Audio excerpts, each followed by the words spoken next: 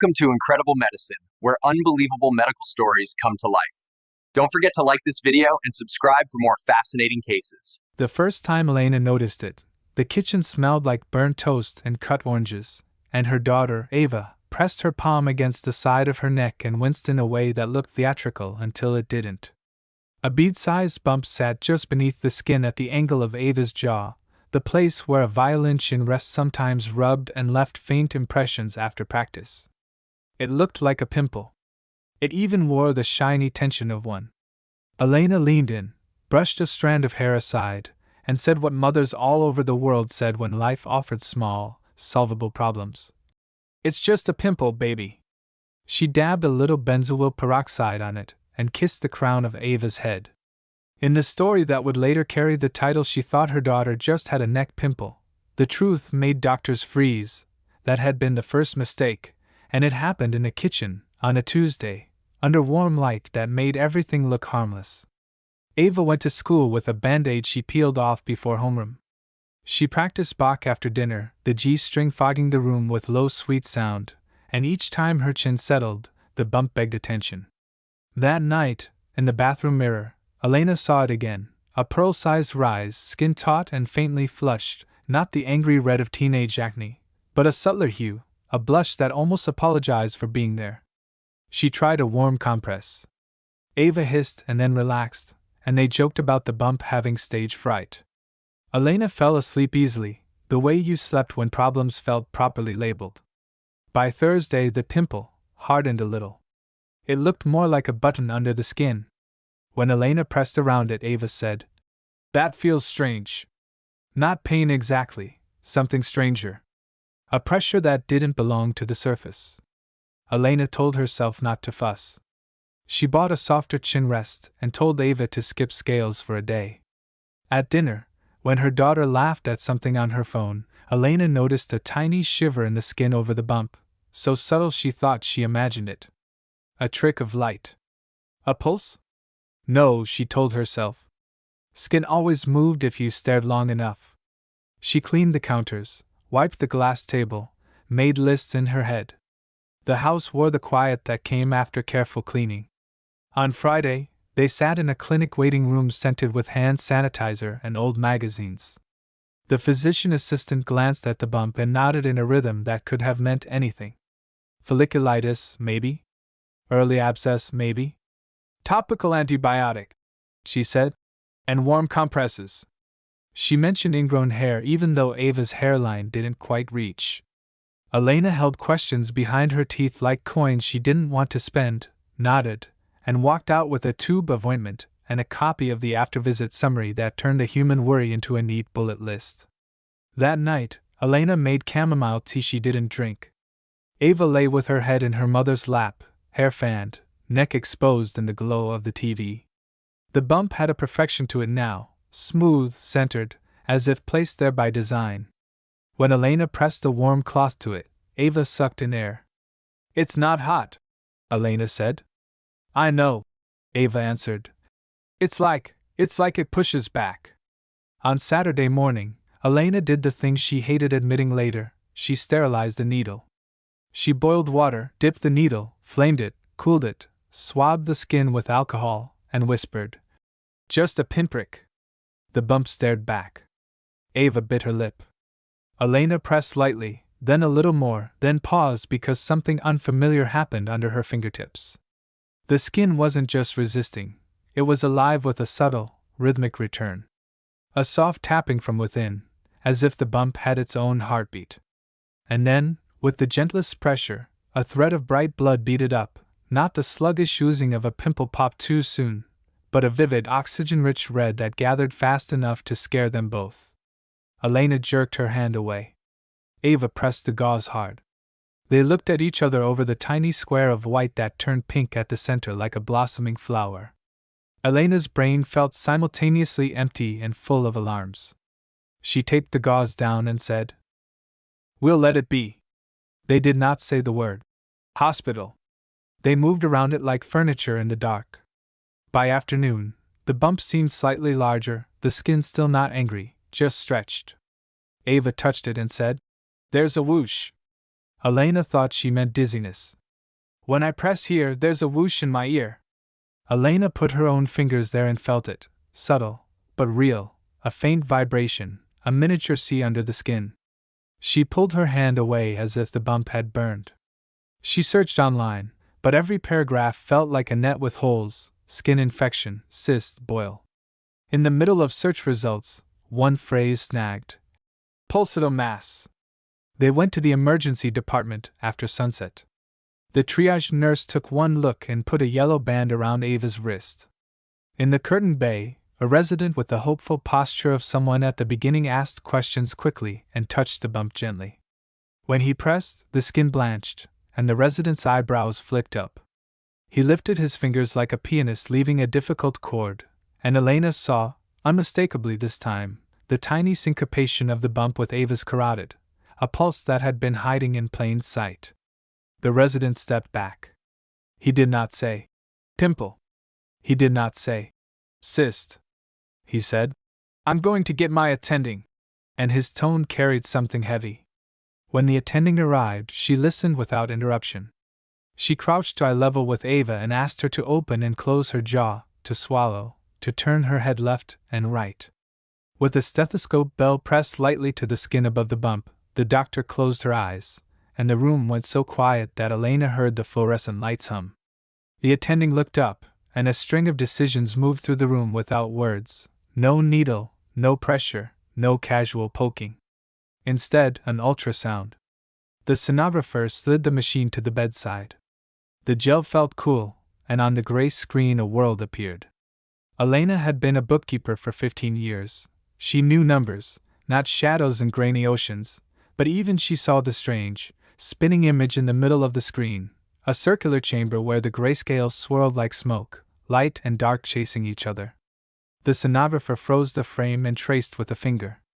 "Yin-yang sign," she murmured. The attending's jaw tightened.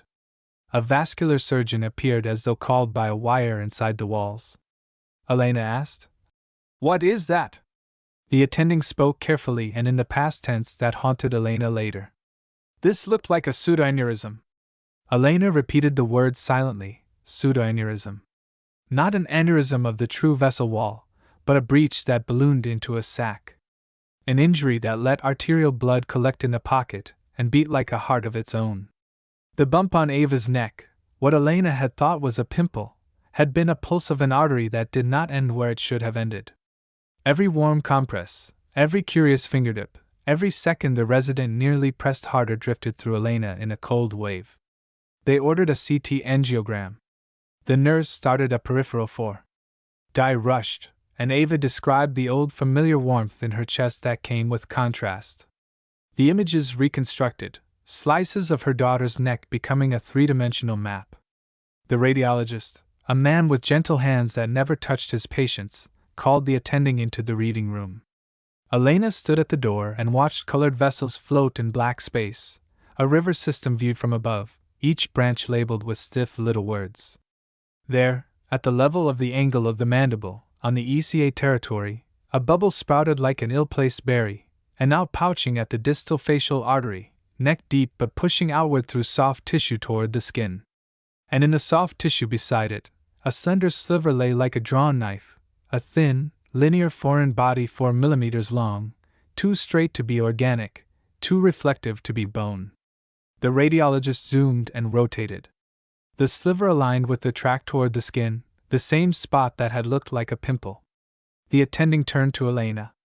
"This likely started with a small penetrating injury," she said. "Not necessarily dramatic. Sometimes a shard of glass, a stiff reed, even a chipped fragment from a broken mug.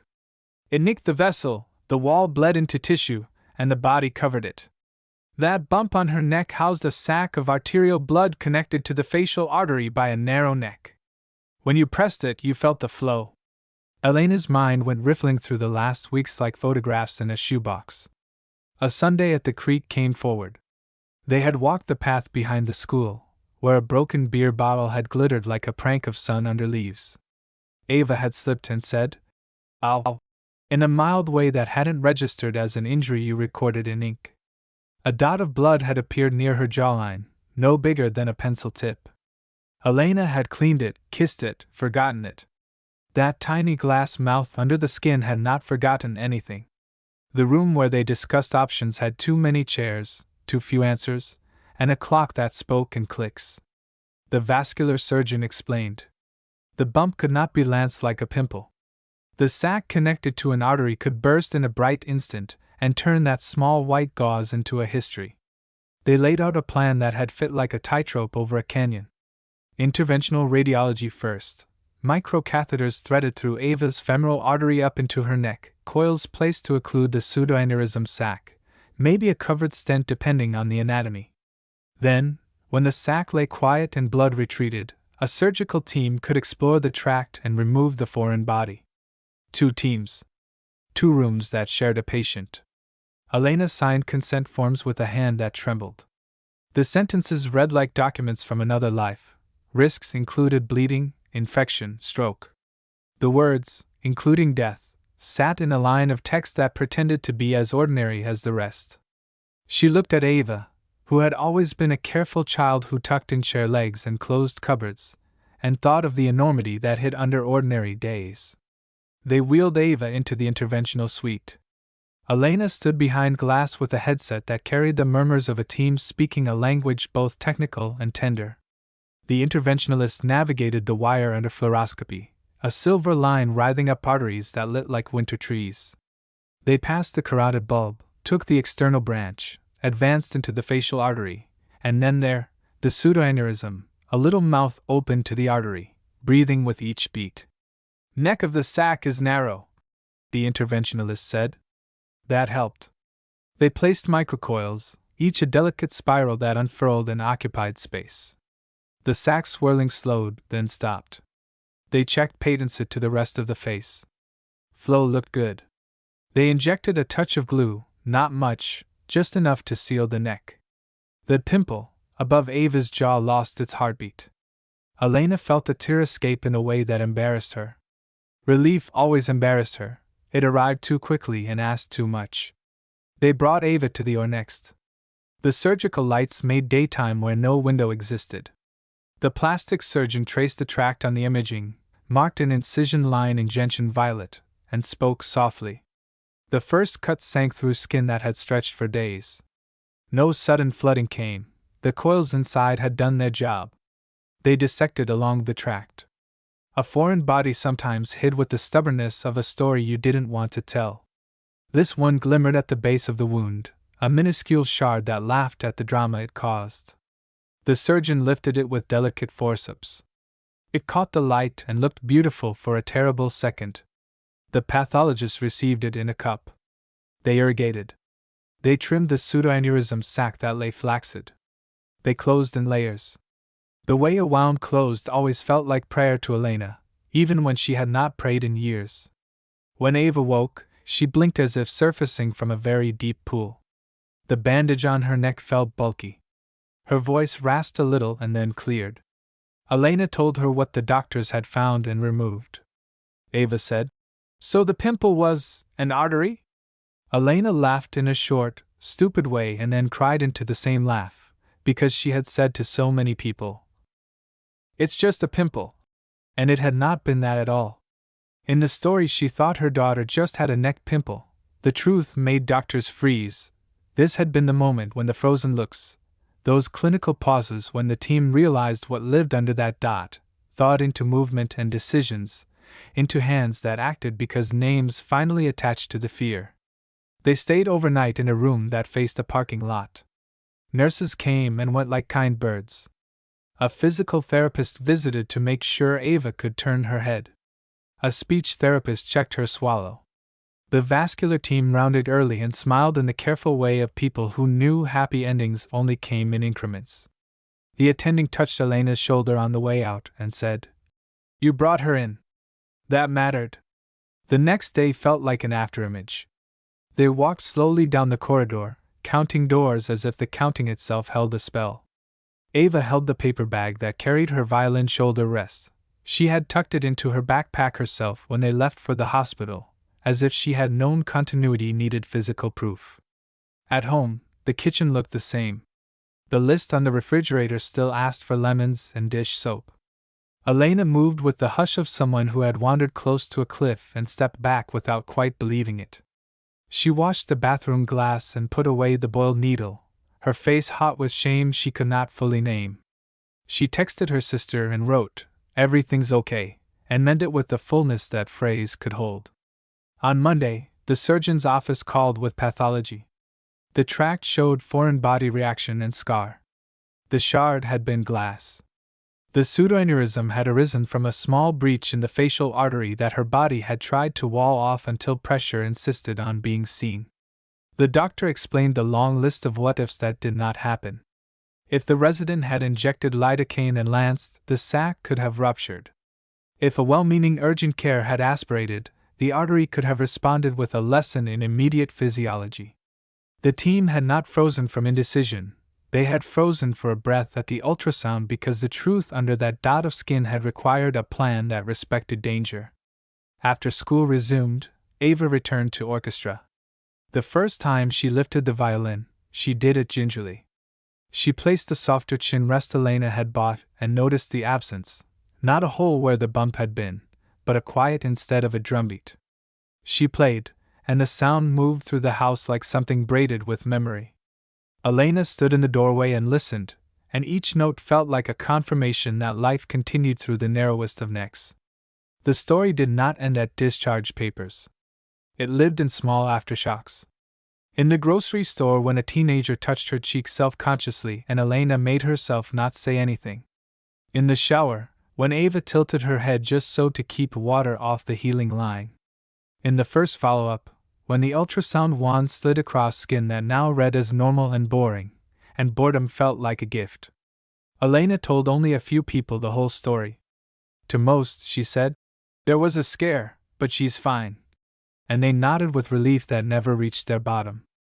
With her sister, she said it all: the creak, the glittering glass, the neat white gauze that turned pink so fast, the resident's lifted hands, the sonographer's whisper, "Yin Yang," and how the phrase she thought her daughter just had a neck pimple, the truth made doctors freeze. Looked like a headline but sounded, inside their family, like a vow to pay attention to the quiet, pulsing things. One evening, long after Ava's incision faded to the faintest line, they walked that same creek path. Leaves wore late light, and the water made its everyday music. At the spot where the path dipped, Ava pointed. "There I slipped." Elena squatted and brushed aside the dirt. The earth never told stories unless you already knew them. She imagined a sliver of glass lying just under the surface, then pictured it inside a small hospital cup labeled with her daughter's name. She stood and took Ava's hand in a way that felt too childish for a teenager, and exactly right for a mother. They did not speak for a while. The shared silence threaded through cottonwoods and across the water, a stitch that held. Ava's violin teacher asked about the scar one afternoon. Ava touched it lightly and said, "It came from something inside, not outside." The teacher nodded as if that answered more than one question. In rehearsal, a new girl missed her cue and flushed. Ava leaned over and whispered, "It's okay," in the exact cadence her mother used in the emergency department when the nurse taped the 4 down. Elena found herself watching next in public the way new parents watched other people's strollers. She caught the shadows where the sternocleidomastoid cast a small valley and thought about how much traveled under there: arteries, veins, nerves that made speech and swallow possible. She had learned the map of her daughter's neck the way she once learned multiplication tables, except this map came constructed from fear and gratitude laid side by side. At the final surgical follow-up, the plastic surgeon took a photo for the chart and smiled. "Healed beautifully," she said. The vascular surgeon looked at the Doppler tracings and said, "No residual flow," and the words landed like a bird that chose the right branch. The interventionalist, who passed the clinic pacifically like a visiting monk, waved from the hall. He said, "Take care," and Elena almost reached for his sleeve like people did in old stories when they wanted blessings. She stopped herself and said, "Thank you," 3 times, which felt like the correct number. At dinner that same night, their neighbor came over with a pie and a question about a rash on her son's arm. Elena almost said. It's just eczema. And then the word, just, caught like a burr in her mouth. She crouched, asked a few questions, touched the skin lightly, and then said, Maybe start with moisturizer and a pediatrician visit. She had not become a doctor overnight. She had become someone who understood how much lived in the word. Just. Ava's school held a health fair where a cardiology nurse let kids listen to their own pulses with soft stethoscopes. Ava leaned in and listened to hers and then smiled at her mother across the room, a secret handshake made of rhythm. Elena pressed 2 fingers to her own wrist. The beat felt ordinary. She cherished ordinary with a devotion that surprised her. The headline of their private life stayed the same. She thought her daughter just had a neck pimple. The truth made doctors freeze, and yet the meaning shifted as days accrued. It stopped sounding like an accusation. It became a description of how easily love mislabeled fear, and how expertly a team corrected it without blame. The truth had frozen the doctors not because they panicked, but because accuracy demanded stillness before action. In that pause, Elena found a kind of faith she recognized from childhood but had forgotten, the faith that people trained their hands to meet danger without theater. On a Sunday months later, Ava performed in a small recital. She wore her hair up, not to hide the scar, but because she liked the way the nape felt free. Elena sat in the 3rd row with the program folded in her lap. When Ava lifted the violin, the house held its breath, and for a second Elena saw 2 versions of the world layered like transparency sheets. One where she had kept pressing a pimple, where a careless hand at an urgent care had lanced what should never be lanced, where the bright red had painted a scene that would not fit in a kitchen, and the one they occupied now, where a bead of bright blood turned into an ultrasound, turned into a pause, turned into a plan, turned into a scar that told a story of rescue. Ava played, and the bow obeyed. The notes rose and fell in shapes Elena could feel in her throat. Somewhere in the second movement, Elena realized tears had come again, uninvited and in the wrong place. She didn't brush them away. She let them run. The woman next to her handed a tissue without looking. This, too, felt like medicine. That night, after dishes stacked and lamps clicked off one by one, Elena stood by Ava's door and watched her sleep. Her daughter's breath lifted the sheet with the reliability of tide. The little line at her neck lay pale and true. Elena put her palm against the wood door, the way people in movies touch glass in airports. She did not say anything. Words already built monuments in her chest. She walked back down the hall smeared with the soft glow of a nightlight and lay in her own bed. The house held their secrets lightly. Outside in the yard they had never landscaped properly. A bottle cap glittered near the back fence. Elena made a note to pick it up in the morning. She meant it the way she now meant everything, with attention. The past tense wrapped around the day like a blanket. The day had held danger, had offered help, had ended in peace. The story stayed open like a book face down on a nightstand, not closed, never finished without permission, every page edged by the simple fact that a mother once thought her daughter had a neck pimple, and doctors froze when truth stepped out from under the skin. Elena kept the empty specimen cup on the top shelf of the pantry, not because it belonged there, but because nothing in the house had been designed to hold the shard of glass that had tried to write a different ending. She wrapped the cup in tissue paper and hid it behind a box of tea she never brewed. It sat there like a chapter saved, a reminder that she thought her daughter just had a neck pimple. The truth made doctors freeze. Had not been a headline pasted on their family, but a series of decisions, hesitations, and small rescues that unfolded in rooms that smelled like antiseptic and coffee. In the weeks after discharge, the hospital called to ask whether they could present Ava's case at M&M, the morbidity and mortality conference that had always sounded to Elena like a grim ritual. The coordinator reassured her, this one ended well, the purpose was to teach. Elena signed another form, gave permission, and then sat at the kitchen table with a spill of mail that failed to distract her. When the day arrived, she and Ava took the elevator to a floor they had not visited before, a suite of rooms where learning lived out loud. The auditorium held rows of bolted chairs and a screen that lit with images no one outside of medicine usually saw. Residents filed in with scrubs under fleeces and mugs that read things like coffee first, then patience. The attending who had pressed the stethoscope bell to Ava's skin stood at the podium and spoke in that precise calm Elena recognized now as a working engine of care. She told the room how a mother had said Pimple, how a resident had seen blanching and felt pulse, how the sonographer had paused the screen on a yin-yang sign that did not belong in a teenager's neck. She put up the CT angiogram with its colored rivers and, with a laser pointer, traced the fragile mouth of the pseudoaneurysm. We froze for a breath, she said, because freezing kept our hands from doing harm. A slide appeared that showed a list of almosts: lancing, aspiration, lidocaine with epinephrine, and the room murmured the way a congregation murmured when a priest named sins they already knew by heart. Ava sat with her hair up, the small line at her jaw pale as a pencil mark. She did not look away when her own neck filled the screen. She whispered to Elena, "That's me," with the wonder people used when they found their own house on a satellite image. In the Q&A, a first-year asked what Elena heard as the real question. "How do we know when to stop calling something simple?" The attending answered without condescension. "You don't confirm simplicity by doing the simple thing," she said. "You confirm it by listening longer, by looking for the detail that refuses to be ordinary."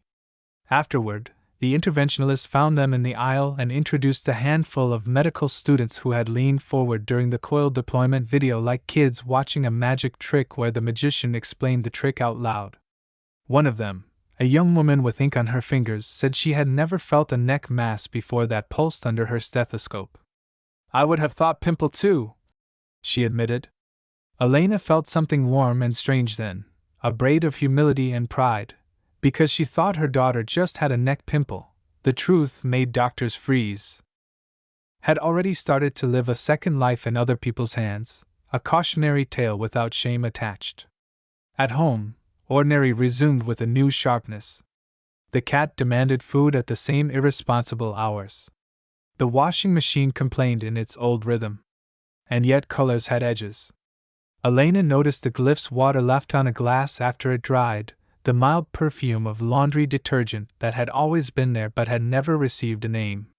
Ava moved through rooms like someone trying not to wake a sleeping house, then forgot and laughed loudly at videos on her phone. When friends asked what happened, she told versions scaled to the listener. To some, she said, "It was vascular," and the word felt like a key. To others, she said, "A tiny piece of glass turned my artery into a balloon," and watched their mouths make a small O.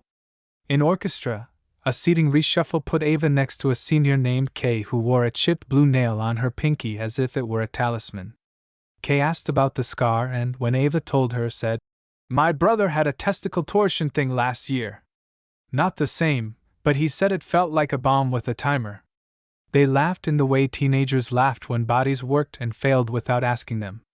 During rehearsal break, Kay scrolled through her phone and showed Ava a post from a local moms group, a blurry photo of a kid with a swollen cheek captioned, "Just a pimple?" The comments spiraled into a familiar online chorus. "Try tea tree oil, my aunt used onion slices, definitely staph, don't go to the ER, you'll just wait." Ava handed the phone back and said, "They weren't there for the ultrasound." Not as an argument, but as a benediction for the unknowable interior of strangers. Elena, meanwhile, learned the new chores of healing. She massaged the scar with the cream the surgeon liked, 2 fingers moving in small circles that felt like erasing. She taped a silicone strip along the line at night. She flinched at sudden knocks on the door, and then breathed through it. She woke sometimes with her palm pressed to her own neck, heart thudding under the heel of her hand, and waited for the body to prove itself sane again. On a quiet afternoon, she opened the pantry, took down the specimen cup, and held it to the light. The shard lay there like a fallen antenna. She wondered, not for the first time, about the person who had broken that bottle by the creek, what they had argued about, whether they had laughed, whether they had looked back. The world had always been full of strangers who left traces. She knew that in her bookkeeping as well as in her kitchen. Now the knowledge lived closer to the skin. Word drifted. A local journalist who specialized in health stories reached out after the hospital presented the case at a regional meeting. Elena said no to photographs and yes to a phone call. The writer listened well and did not chase drama. The article ran a week later with a plain headline: Pulsatile neck mass in teen revealed vascular injury. And a subhead that acknowledged the line everyone reacted to: she thought her daughter just had a neck pimple. The truth made doctors freeze. The piece described warning signs and what not to do, and tucked at the end a paragraph about creek cleanups and sharp refuse. The comments, for once, held more gratitude than argument. Someone wrote, "I learned something today," and Elena saved the page in her browser and never opened it again. A school counselor asked Ava to speak to a small health class about advocating for yourself in medical settings. Ava said yes and stood in front of a whiteboard where someone had drawn a muscular system with a marker color that stained fingertips for days. She told them what any kid could tell, but not every kid believed, that she had said, "It doesn't feel like the skin," and that a doctor had listened to the sentence instead of the age of the speaker. A boy in the front row asked if it hurt. Ava said yes, but not the way pimples hurt, and then described the whoosh she had felt in her ear, which made more than one student touch their own necks to check, as if a hidden river had started to make noise in the classroom. Elena found the creek again the way people found a place where something dangerous had happened and then stubbornly returned to it to teach themselves the difference between fear and caution. She brought a trash bag and tongs she had used once to lift hot jars from boiling water. She filled the bag with bottle caps, plastic wrappers, one rusted soda can so shredded the metal curled like a fern. A man walking a dog asked what she was doing, and she said, "Looking for the piece that almost changed everything," because it was easier to speak in fables than in case reports. He nodded as if he understood without details. A letter arrived from the hospital foundation with the kind of words Elena usually skimmed: gratitude, philanthropic support, community. She set it aside and then picked it up again later that night when the house quieted. She wrote a check small enough to be modest and large enough to feel, earmarked for the interventional radiology suite. When she sealed the envelope, she kissed it out of habit, like stamping an old superstition onto a new life. Ava developed a habit of practicing without the shoulder rest for a minute or two at the beginning, chin floating, bow drawing a line in the air, as if to remind her body of the luxury of not pressing. Her teacher, Ms. Rowe, noticed and said nothing, which counted as permission. In one lesson, Ms. Rowe pulled out a piece Ava had avoided, something with double stops that demanded a steadiness she did not trust since the hospital. They worked the passage until Ava's hand did what her ear asked. After, Ms. Rowe told a story about the time a string snapped during a recital and whipped her cheek.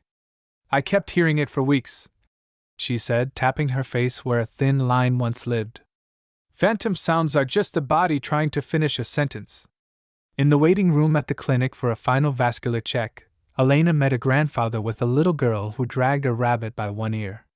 The girl's neck wore a scarf though the air hung warm. The man said they had found something too, a lump that sang under a doctor's fingers. Elena did not offer advice, only company.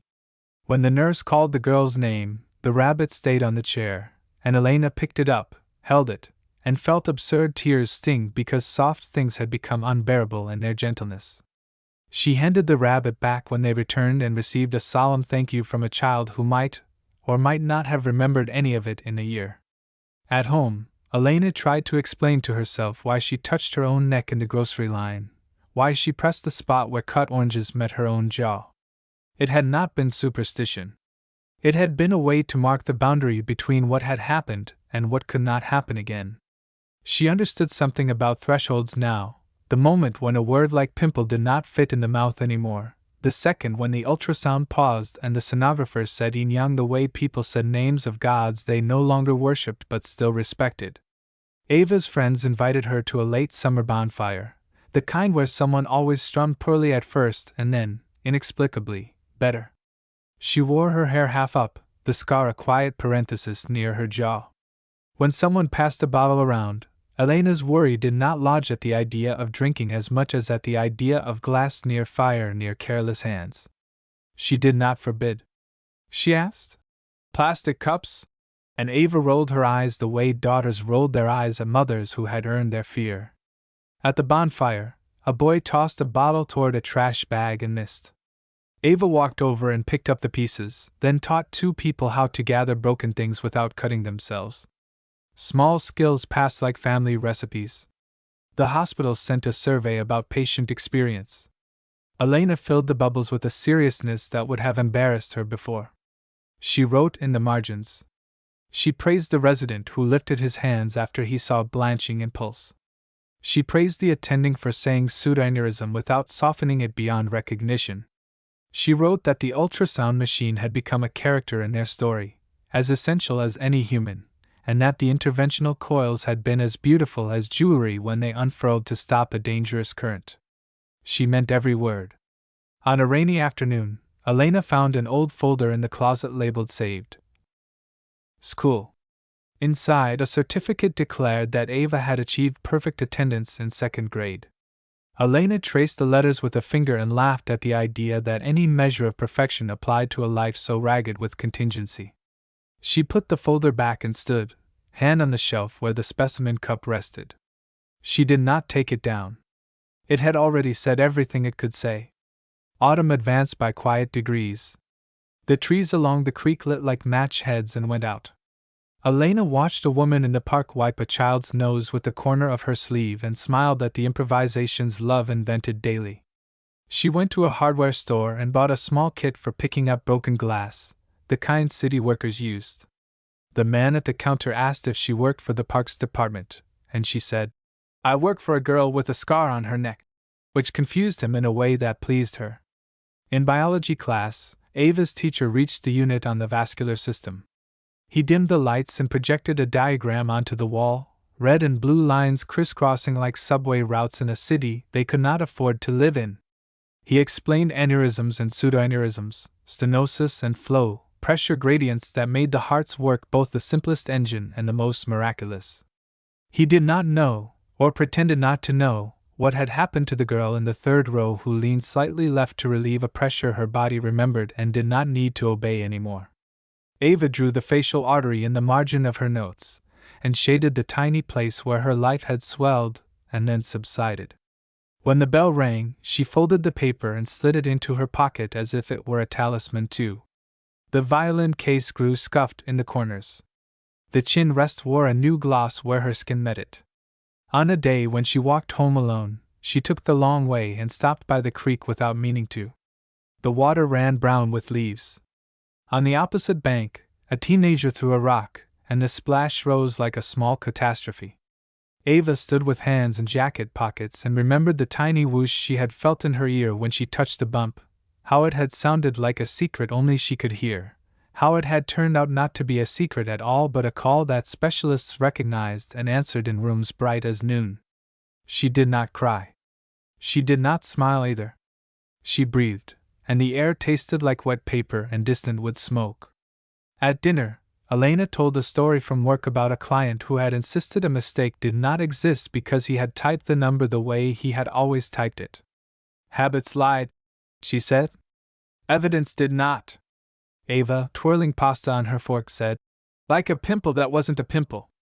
They grinned at each other, the kind of grin that admitted both shame and luck. It had become their shorthand, their proof that a headline could be reshaped into a lesson without making it lighter than it had been. She thought her daughter just had a neck pimple. The truth made doctors freeze. Did not accuse Elena anymore. It described the angle at which love approached a problem and the way expertise corrected the angle before harm arrived. Night settled. Elena checked the doors in a ritual she performed even when she knew it changed nothing. In her room, she opened a book and did not read. She thought about the moment in the interventional suite when the coil appeared on the screen like a silver fern, about how everyone in the room had spoken in verbs that meant care, advance, deploy, check, withdraw, confirm. She thought about the sonographer's whisper, Inyan, and how it had felt then like language reaching for a myth to explain physics. She turned off the lamp and lay in the kind dark that belonged to houses where people slept without monitors or beeps. In the next room, Ava coughed once and then settled. The small sounds of walls cooling after heat clicked off threaded the house like faint music. Morning returned and kept returning, a generous habit the sun practiced without applause. Elena poured coffee and peeled an orange, and for a minute the kitchen smelled again like the first day she had noticed the bump and told the biggest, most ordinary lie. She stood with the orange in her palm and named the parts, the peel, the pith, the segments, because naming had become its own form of devotion. Ava came in with her hair messy and her violin case already on her shoulder, kissed her mother's cheek near the place where an artery pulsed quietly, and said, "I dreamed I missed a shift in the third position." A nightmare so sweet Elena almost laughed. She gave her the orange in quarters and watched her chew, and the day began the way good days began, with citrus and bus schedules and a scar that had faded but not disappeared, a line that did not conclude the story but underlined it. Elena kept finding new rooms inside the same house, not with doors and walls, but with routines that felt different once she named what had nearly been missed. She folded towels with more care than they warranted, lifted each edge so it lined with the next, as if tidiness rewrote statistics. She thought her daughter just had a neck pimple. The truth made doctors freeze. Lived in the kitchen light and in the sound of shoes by the door, not as a headline but as a low hum that threaded through hours and made ordinary things ring. Ava returned to school with a note from the surgeon that excused her from contact sports she never played. In the hallway, someone asked if the scar came from a dog. "From a river," she answered without a smile, which made the kid blink and laugh, and then stop laughing because he understood he had wandered into a story with a current. At lunch, the noise surged in wavelets that always made new scars feel louder. Kay saved her a seat and set down a carton of milk like a peace offering between them. They traded bites of each other's sandwiches the way friends exchanged risk on purpose to say trust had substance. When a boy across the table slapped his neck to kill a mosquito and then flinched, Ava felt her own fingers lift to her jaw instinctively. She let her hand fall, picked up her fork, and ate apple slices with deliberate calm. A follow-up appointment slotted into the month the way a puzzle piece slid into a gap you pretended you hadn't kept glancing at. The ultrasound tech turned the screen so Elena could see again. The gel looked the same, the wand made the same gliding sound, and the grayscale resolved into familiar geography. The yin-yang had vanished, replaced by the quiet uniformity that meant blood obeyed boundaries again. The vascular surgeon pointed to a little node nearby and said, "A reactive lymph node." The medical equivalent of a sigh after a long day. Elena nodded as if she had known that word for years. She had not. She learned words now with the urgency of an immigrant. On the drive home, rain stitched the windshield with threads that wobbled and then flowed away. Ava looked out at the smeared world and said, "I heard it again, a whoosh, in class when I leaned down to get my book." Elena tightened on the wheel and loosened it. "Where?" "In my ear, but not the same. Like when I ran up the stairs too fast." Elena replayed the doctor's voice in her head. No residual flow, coils in place, good patency. She repeated the phrases aloud until they sounded like instructions for breathing. They stopped for groceries and bought parsley they never remembered to use. The parsley wilted 2 days later in the crisper, and Elena forgave herself as if it had been a moral failure to let anything go to waste. Sunday brought the kind of sun that had more light than heat. The creek path drew them again, not as penitents now, but as people who had etched meaning into the land and came back to see if the meaning held. A group in neon vests already worked the bank with trash grabbers and laughter. Elena signed her name on a clipboard and then wrote, "Ava," in a second block letter line that looked, briefly, like a signature on a consent form. She realized she had started to write her daughter's name differently since the hospital, larger, with a flare at the end, as if names might shield bodies. They filled a bag with glass that pretended to be pretty in the sun. A man in a vest carried a 5-gallon bucket with the casual strength of someone who lifted heavy things often. He told Ava about a time he had sliced open his palm on a can lid and watched a doctor sew him as if stitching a sail. They compared scars with the reverence of travelers. Elena listened with half an ear and half a heart, bending for each sliver of light that had taken the shape of a threat. She thought her daughter just had a neck pimple. The truth made doctors freeze.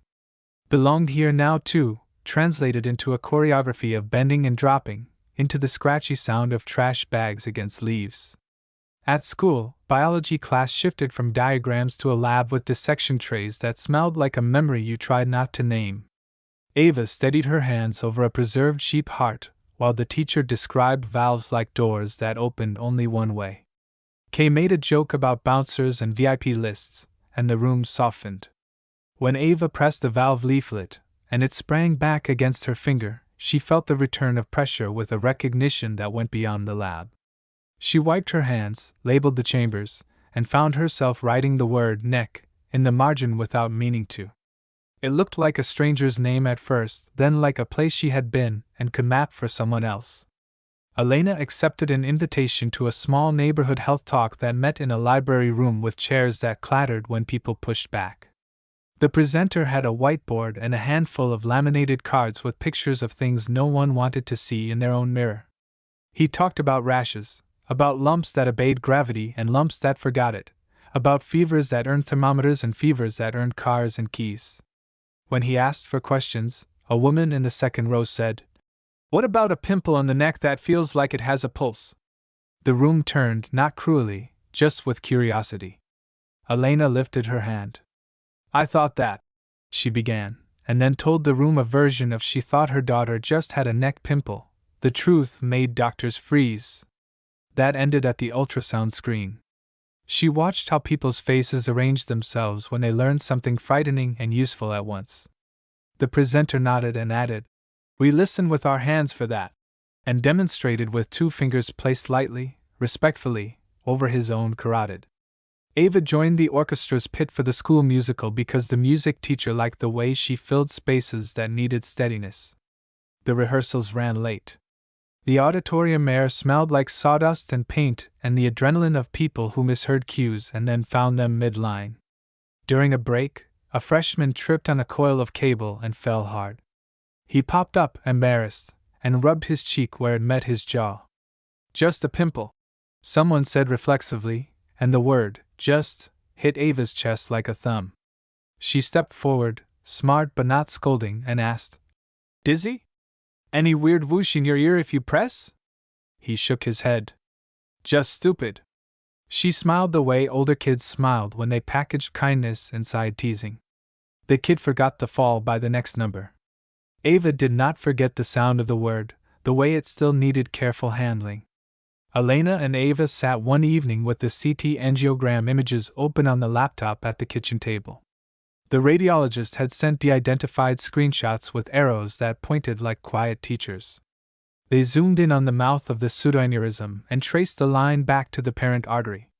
Ava said, "It looked pretty," and then looked at her mother fast, prepared for correction. Elena nodded. "It did," she said, because terror had not erased beauty, and naming both truthfully felt like respect. They printed one image and slid it into a page protector like a report from school. Elena tucked it into the folder where she kept warranties and tax documents, as if coils and receipts lived comfortably side by side. Kay's brother, the one with the bomb with the timer emergency, came by after school once with the laptop he wanted help with. He sat at their kitchen counter and described pain that arrived like a door slammed by weather. Elena felt the old ache of empathy in her forearms and poured lemonade that tasted like summer even in a room lit by late afternoon winter. They did not trade medical horror stories as currency. They placed them on the table like stones, appreciated their weight, and then moved on to homework and a playlist Ava claimed cured bad moods with math. A postcard arrived from the sonographer, the one who had whispered yin yang, because the hospital had started a little ritual of sending notes when a case taught many hands at once. She had drawn a tiny grayscale circle with a swirl on the back, then crossed it out and sketched a straight flow line beside it, a doodler's victory lap. "Thanks for helping us teach," the card read, signed with a first name and a heart that looked like it had been drawn by someone who traced other people's hearts for a living in echoes and waves. Elena propped the card on the mantel for a week before she tucked it into the same folder as the angiogram print, a little archive that grew unglamorous and essential at once. The cat developed a habit of tapping the side of Ava's neck with one paw when it wanted attention, a soft pat that would have sent Elena into a panic in the first month. It read as comedy now, a domestic joke told by paws. Ava cupped the cat's head and pressed her cheek to the fur near her own scar without flinching. The scar itched sometimes, which the surgeon had promised. Elena learned to interpret itching not as a signal of doom, but as a sign that skin remodeled, collagen reorganized, nerves reconnected with a messy patience. At a coffee shop near the hospital, Elena met the attending by accident in line. They recognized each other over paper cups and awkward waves. The doctor asked about orchestra in a way that made Elena realize she had remembered details beyond symptoms. Elena thanked her again in a form of gratitude that had stopped sounding like apology and started sounding like a ritual capable of turning fear into something that did not rot on the shelf. The doctor said, "Cases like Ava's helped us teach 10 residents how to pause." And Elena carried that sentence home like a book loaned with trust. Ava started to run short miles with a friend who swore running cured everything from acne to algebra.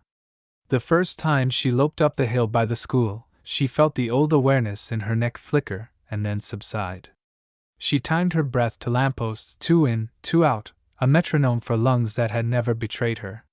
When she came home, hair damp and cheeks bright, Elena opened the door with a question already formed, then let it fall away. "How was the sky?"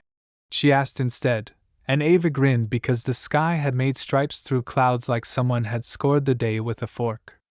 On a Wednesday night, a call from the hospital's patient relations office offered them an audio file of the M&M talk for their records, something new they tested for families who had consented to education. Elena clicked play at the kitchen table after Ava went to bed. She listened to the attending's voice walk through circumstance and risk, through a pulse felt under fingers that had been trained to tell the difference between folly and physics.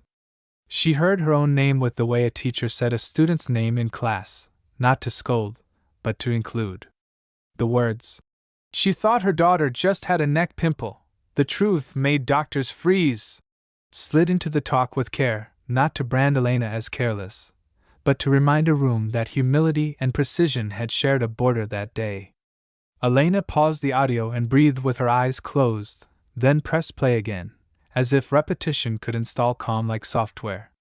At the next checkup, a different resident examined Ava, a woman whose hair would not stay in its clip and whose sneakers squeaked at each step.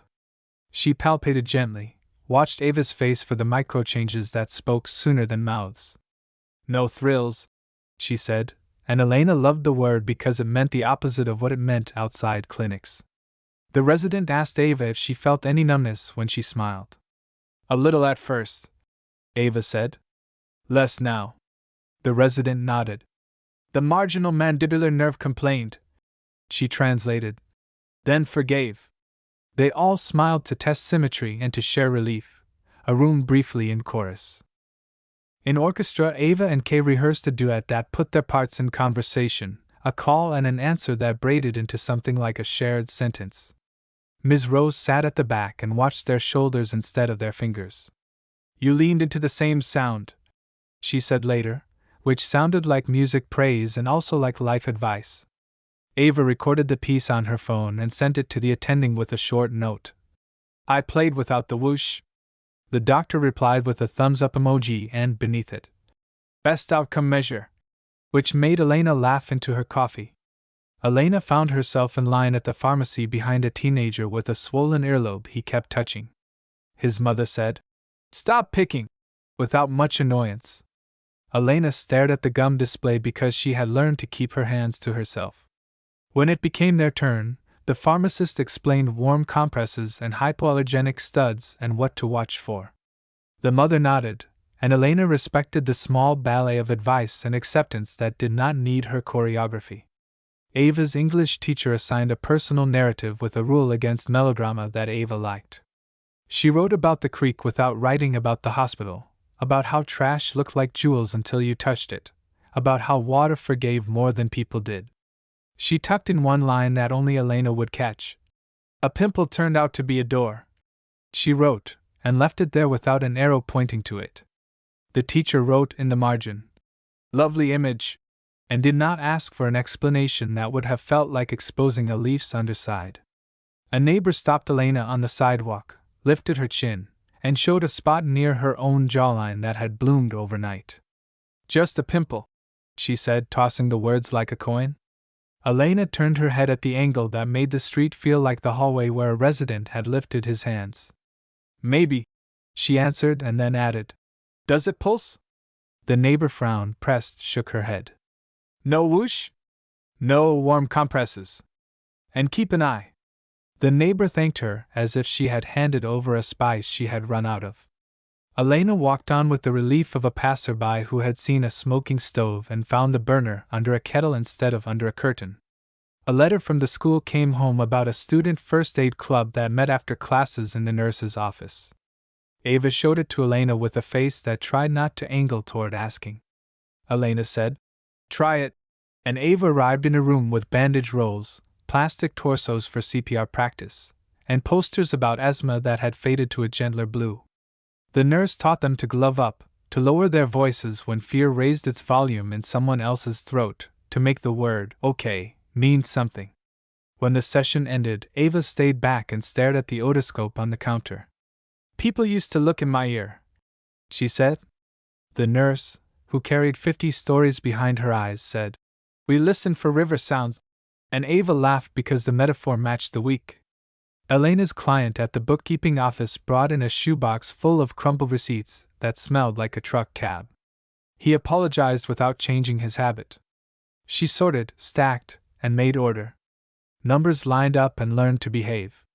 In the quiet after lunch, she opened the hospital portal on her computer, just to look, not to check anything urgent, and read the final radiology addendum again, the one that said, no residual pseudoaneurysm, coil mass stable, arterial flow preserved.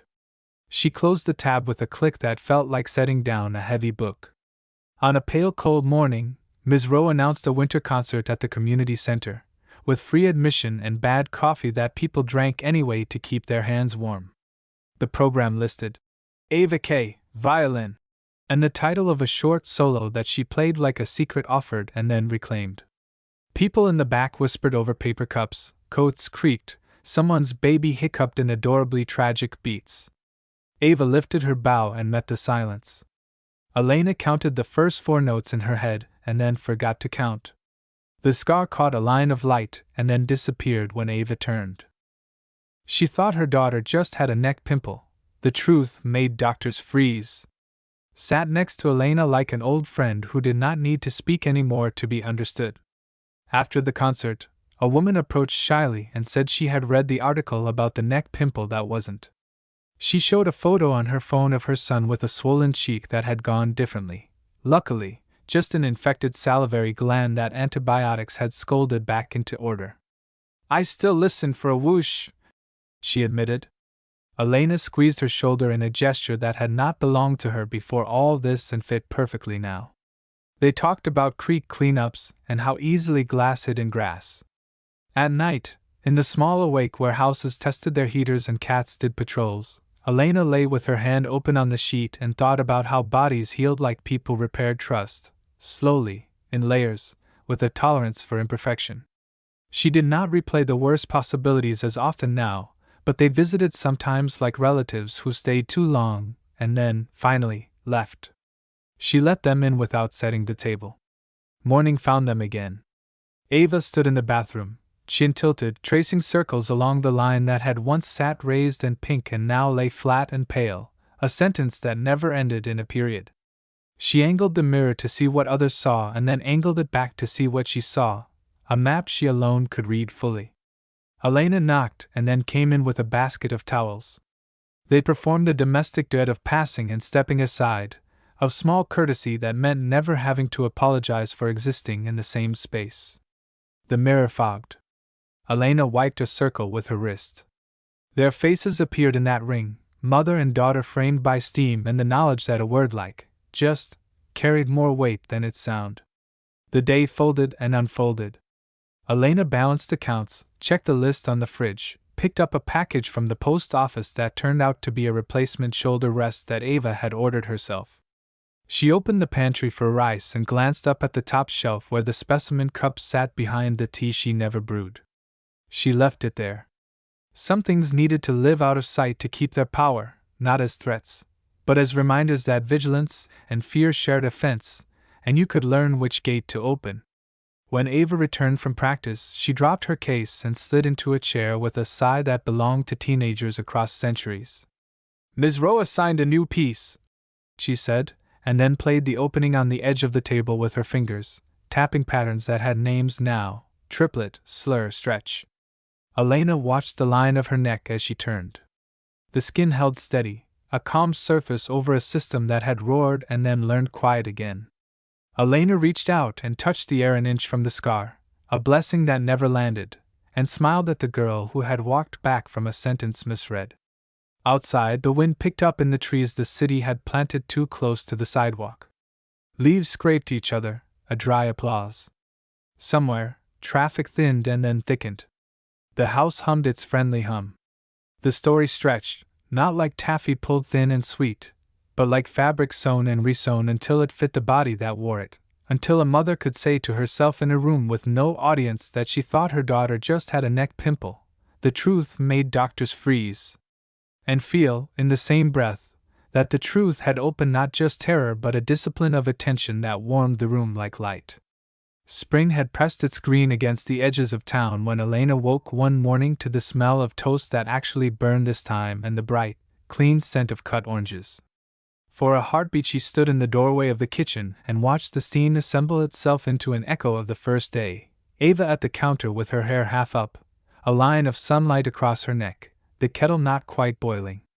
The old fear rose and then settled, like a bird that had learned the window was glass and not sky. She thought her daughter just had a neck pimple.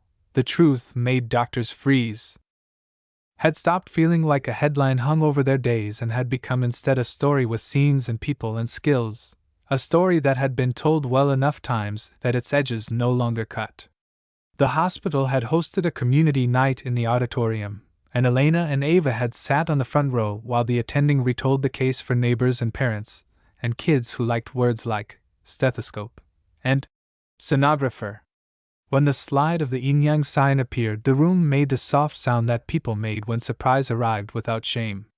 Ava spoke into a standing microphone that had been adjusted down for her and said, in the past tense that kept everything where it belonged, "I pressed it and felt a whoosh that did not feel like skin." She did not dramatize. She described. A man with paint on his cuffs asked what the doctors had done first, and the attending said, "We stopped." And the room understood that pausing had been an action too. When the questions ended, the interventionalist opened a box the size of a jewelry case and showed the audience sample coils like the ones that had flowered inside Ava's neck. He let the children touch the delicate spirals with 2 fingers the way museum guards instructed visitors to touch marble. "They unfurled like this," he said, and spun one slightly in the air. Elena had felt tears then, and did not apologize to herself for them. Later, in the hallway that still smelled faintly of iodine, the attending asked if the hospital education center could borrow the shard of glass for a display case about hidden dangers and careful listening. Elena had hesitated and then nodded, because the cup on the pantry shelf had not been an altar, it had been a placeholder. On a bright Saturday, Elena took the specimen cup down at last. She wrapped it in the same tissue paper she had used when she hid it, wrote a small note that read, "Anonymous donation from a family grateful for a pause," and carried it to the hospital in a canvas bag that had once held sheet music. The education center sat near the lobby, with a glass cabinet full of things that taught without gore, a swallowed coin, a toy magnet glued to a card, a plastic model of an ear with a tiny plastic moth perched at its edge. The educator wore a cardigan with threadbare elbows and received the cup with both hands. "It already taught us," Elena said, which sounded strange and true at once. She signed a receipt that felt nothing like a consent form and everything like closing a chapter. They walked the creek path that afternoon, mother and daughter side by side, trash grabbers tapping stones like polite canes. A new group had joined the cleanup, big kids with clipboards and neon laces who approached the work like a sport. Ava pointed to a glint and picked up a sliver that had buried itself in mud and thought nothing mystical about it, only that glass tended to travel. She dropped it into the bucket. "Not ours," she said. "Still ours to carry." Elena nodded. They reached the bend where the path dipped and stood for a moment with their hands on the cool rail. The water made its nervous music and then, as if aware of being heard, ran quiet. No one else would have noticed the difference. Noticing had become their private talent. At school, the first aid club practiced scenarios in a corner room where the nurse kept extra socks for kids who soaked their shoes in snowmelt. Ava learned to speak in sentences that did not scare people and to say, "I am here," in a tone that made the words true. She wrapped an elastic bandage around a classmate's wrist and lined up the edges like her mother lined towels.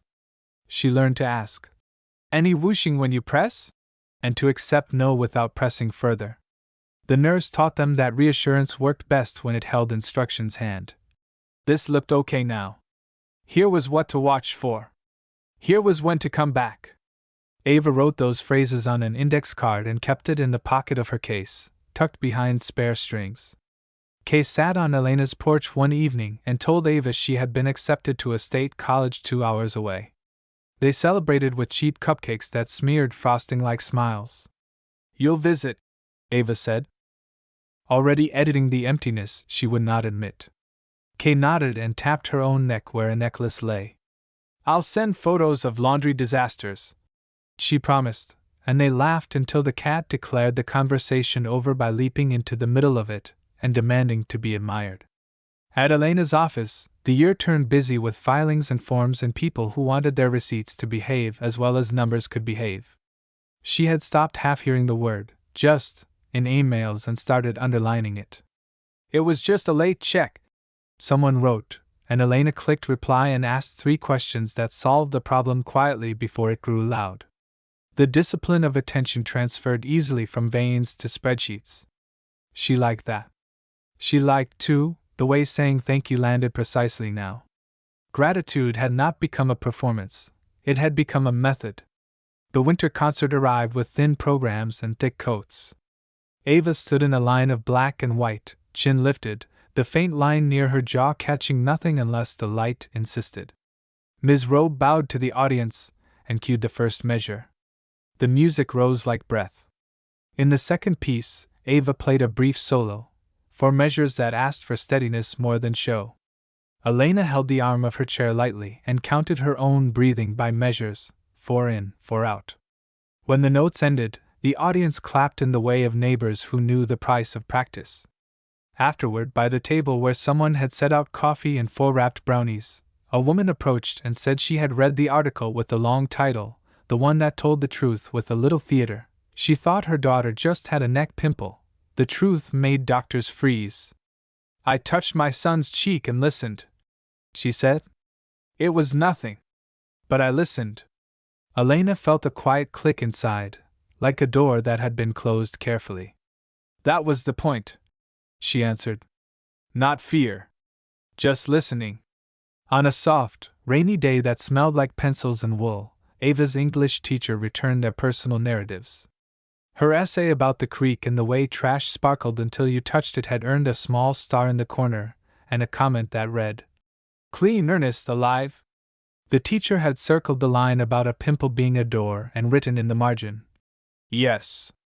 Ava smiled at the single word, then folded the paper and tucked it into her case with the index card of phrases she had begun to live by. The final surgical follow-up came and went with its easy ritual, check-in. A weight that no longer stretched nerves taut, a room with prints of coastal watercolors, a gentle palpation and a nod. "Healed," the plastic surgeon said, and the word landed with the weight of honesty. "Not perfect." "Healed." The vascular surgeon glanced at the Doppler tracing and said, "Textbook." And that was praise of the highest order from someone who had held a different textbook in her hands while teaching a dozen eyes to pause. On the way home from that last visit, Elena took a detour without announcing it. She drove past the hospital and down a street that ended in the small public lot by the creek. The rain had turned the air into lace. They sat in the parked car and listened to the patter on the roof. "We could go out," Ava said. "We could," Elena agreed, and neither moved. Instead, they watched a man in a city windbreaker empty a bin into a bag, tie it, and set a fresh liner the way a person set a table for guests who might never say thank you. The man looked up and saw them watching, lifted a hand, and they waved back. It felt like a benediction exchanged between strangers who knew precisely one thing about each other, that the world asked for care and sometimes received it. At home, Elena made tea from the box that usually hid the specimen cup and laughed at her old superstition as the bag sank into the mug and bled its color like a sunset. She set 2 cups on the table and sliced an orange into quarters. Ava came in with her case, set it on a chair, and sat without opening it. They ate in companionable quiet. The scar on Ava's neck lay pale and easy, no longer the first thing a person saw or the last thing Elena thought about at night. It had become what healed things always became when given enough days, a line folded into the fabric. Later, as lamplight softened the room, Ava stood and opened her case and lifted the violin as if greeting an old friend. She tuned with the patience Ms. Rowe had coached into her bones. She played something Elena did not recognize at first, a piece that sounded like water learning to move after ice thawed. The notes carried the house along, from hallway to kitchen, down the short corridor to the bedroom where a folder held an angiogram print and a postcard with a doodled swirl crossed out. When the last note fell quiet, Elena exhaled in a way she had been saving. She walked to the pantry and looked up at the top shelf where a small absence now lived. The space behind the tea had once held fear disguised as caution, and then had held a reminder disguised as glass. That space held nothing now and did not need to. She closed the door gently and turned back to her daughter. "Tell me again," Elena said, not because she had forgotten, but because telling had stitched their days together. "What did you feel that first week?" Ava smiled a little and touched the air near her neck, not the skin. "A whoosh," she said. "A river inside a bump that did not belong to the skin." She thought her daughter just had a neck pimple. The truth made doctors freeze. Sat between them as a sentence that no longer accused anyone of anything and instead named the way knowledge entered ordinary rooms and made them safer. Elena reached out and, this time, let her hand land. Her fingers rested a moment on the steady place where pulse belonged and had always belonged. It beat its old, ordinary rhythm, no yin-yang, no whirl, just a quiet drum that had scored all their days even when they had not listened. She left her hand there long enough for the beat to write yes into her palm, then let it go. The kettle clicked off. Outside, a car door thumped and a neighbor laughed, and the creek kept its conversation with stones.